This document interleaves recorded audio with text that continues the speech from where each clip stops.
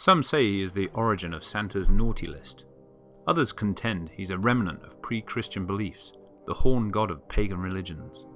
Whatever his background, Krampus remains a figure of fascination and wicked fun in the Christmas celebrations of the European Alps.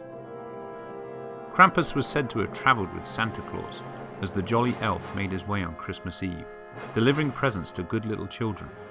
However, if a child had been bad through the year, Krampus would deliver punishments and misery, beating a child with twigs, pulling off their ears, and in extreme cases, shoving them in a basket and carrying them off into the night. This is how Krampus operates.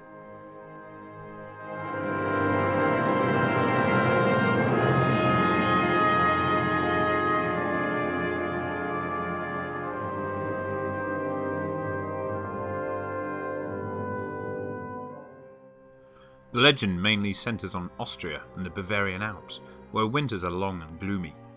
Krampus's heyday, assessing the literature, was in the late 1800s and early 1900s, where many of our customs and traditions around Christmas stem from.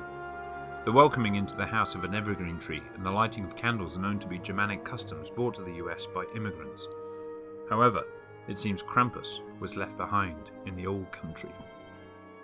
Many families sent greeting cards featuring the deeds of Krampus during the holiday season. Some of these were quite gruesome in their depictions of Krampus's visits, while others were light-hearted, but still with sinister overtones. One tradition has parents leaving a shelf elf in children's bedrooms through the year. This elf, called Black Peter, would report back to Krampus on children's misdeeds, from which Krampus would decide on a suitable punishment. Such folklore has today been rolled into Santa's work. He knows when you've been bad or good, so be good, for goodness sake. Krampus is also traditionally a ladies' man, and his visits to a house would not only be to deliver punishments to children, but also to seduce the women of the family.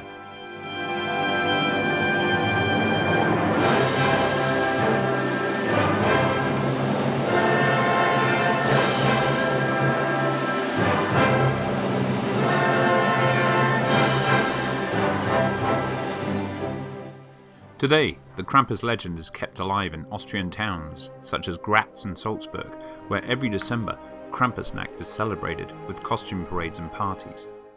In the United States, there has recently been an introduction of Krampusnacht parties, notably in San Francisco, where it's viewed as an adult alternative to Christmas, with specially brewed Krampus beer available.